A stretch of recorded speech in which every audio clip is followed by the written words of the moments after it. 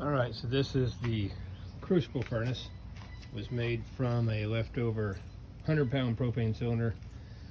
So this is what I need to change. It's using a, I'm not sure what's stuck in that hole. Anyways, that right now blows in straight. I need to angle it down and slightly more to tangent. So the lid kind of has a lip around it. It helps seal the inside so it doesn't have a lot of gases escaping. Got a glory hole for the top. That's a requirement when you're doing a crucible furnace, because otherwise you're trying to pump everything into a closed system. That didn't work too well. There's the inside.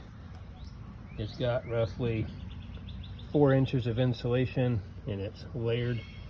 So I got 2 inches of KO wool, then I have a layer of Satanite, another 2 inches more or less of KO wool. I'm using 8-pound density.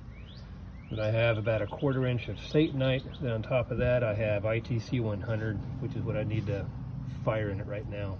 Well, not now, because it's going to rain in another 2 hours, and 3,000 degree furnaces and water don't mix. Anyways, I kind of did my other tube furnace I'll drag out here in just a second for sword forging. Kind of did the same way. Same way as right now, my crucible sat in the middle and the flame was coming in, hitting the crucible, and I need to angle it so it hits the wall, swirls around, and heats it even. Plus it gets a lot hotter in the upper half than it does the bottom half, so I want to point the flame down a little bit. That way I get more of an even heating in this.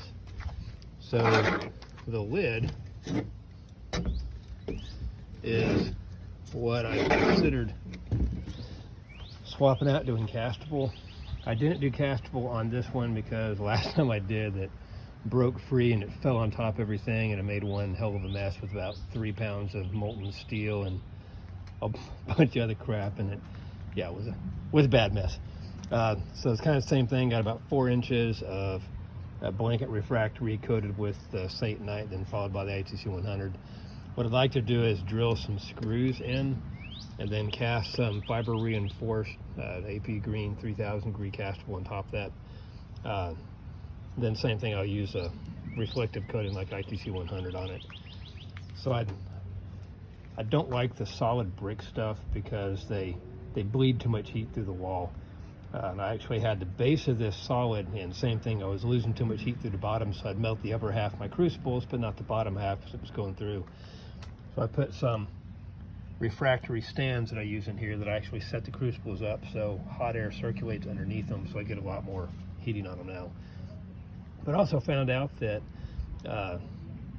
fiber blanket really is only good up to about 2,500 degrees when it's by itself, because when I got this thing up somewhere around the 3,000, 3,100 degree mark, all of a sudden I started losing a lot of efficiency. When I went to line it, I pulled the Satanite off and it was just dust behind it. So the 8-pound density fiber blanket literally turned to a white dust.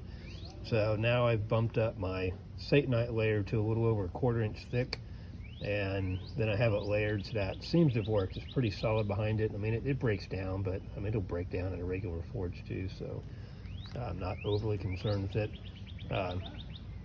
So yeah, now it's working pretty good. I just wanted to get a little bit better efficiency, a little bit higher temps out of it.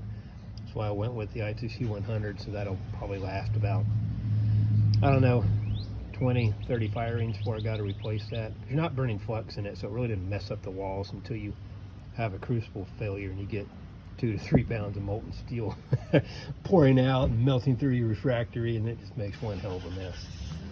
Alrighty, so that's the crucible furnace. I usually put it up on a stand because it gets hot enough in the sub chamber, it'll make your concrete actually explode from the moisture in it. So I put 2 big wooden blocks down, I put a 1/2 inch aluminum plate on it, and I set everything on that.